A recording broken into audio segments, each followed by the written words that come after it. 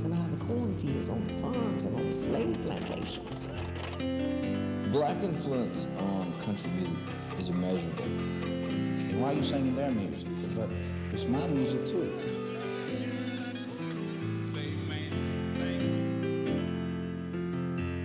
One day, there will be a black person who goes to the bank on country.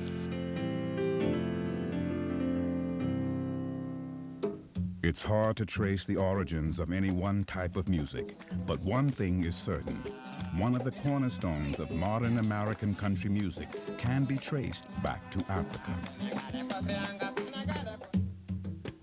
With the arrival of slaves to America in the 17th century came the blending of many cultures.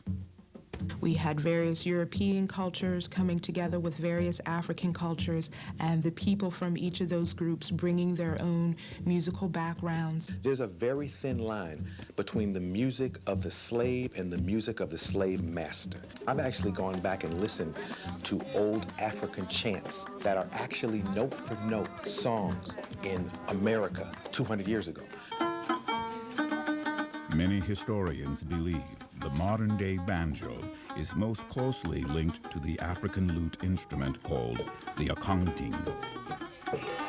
It wasn't until the Gibson Company comes along and does the 5-string and the 5th string and the 3-finger Scruggs roll that we get it like it is today. But it was an instrument that came out of Africa. After slavery, America entered into its Reconstruction period. As former slaves spread across the country, so did their music. By the time slaves were freed, and then even later in the 1920s ex-slaves began to move north in mass numbers. The division of hillbilly versus race was predicated simply and almost exclusively on a kind of racial hierarchy, that this belongs over here to the black folk, this belongs to the white folk. String bands basically are the link between the really rural music that people were playing in their earliest days in this country and the later music that became known as country. I am black, beautiful. The civil rights movement, particularly the civil rights movement in the 60s, is a big dividing line between the African American influence on country or involvement or even taste in country. A Mississippian with movie star good looks and a golden baritone voice rose to become one of the most recognizable names in country music. No one else has the worldwide name recognition that Charley Pride has. Charley Pride was just 14 when he bought his first guitar with money he earned picking cotton.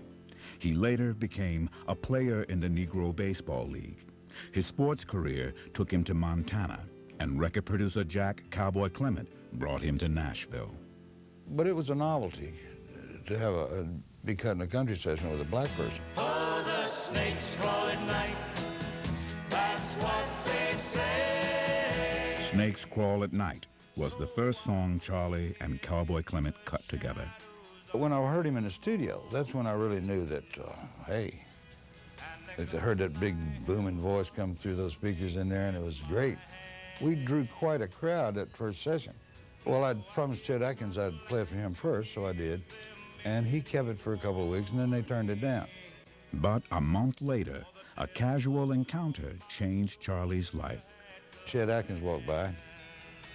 He asked me if I'd done anything with this colored boy. I said, not yet. I'm thinking about pressing up myself.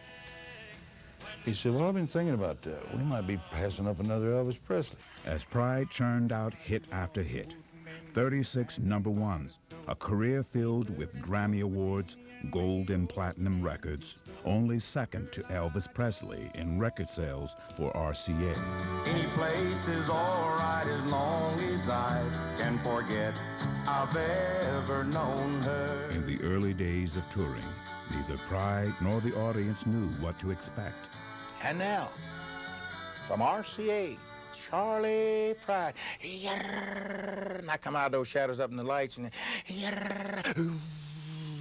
like turning down a volume. You could drop a pin. So what we had come up with, we said, now, ladies and gentlemen, I I realized it's a little unique, me coming out here on a country music show wearing this permanent tan. So I went into my show. This Mississippi native brought his first guitar at age 14, but he took a swing at a sports career before trying music. In 2000, the Country Music Hall of Fame announced the induction of its newest member, Charley Pride. He's the only African American to have that distinction. Thank you. Thank you, ladies and gentlemen. That same year, Pride was honored at the CMA Awards show. With 11th grade education, I look back, I don't feel too bad of the accomplishments that I've made. They're the same hands that used to milk cows and pick cotton. They said, but they're not that. I said, no, I hold a microphone now. Well, I'm appreciative that God has let me go from there to here, and I mean that. There is a new generation of African-American artists navigating into the country music industry. These performers are armed with talent and optimism. One day, there will be a black person who goes to the bank on country. And singer-songwriter Reese Palmer's career is taking off.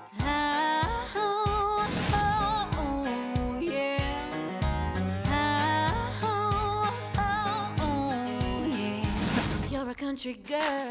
Country music has a new star. Her video was nominated as the most streamed for a new artist on CMT. Carrie and Jessica, make room for Reese. I co-wrote 9 of the 12 songs on this album, so it's a really personal album for me. She's Nashville's newest neophyte. All the people that I look up to stood in that circle.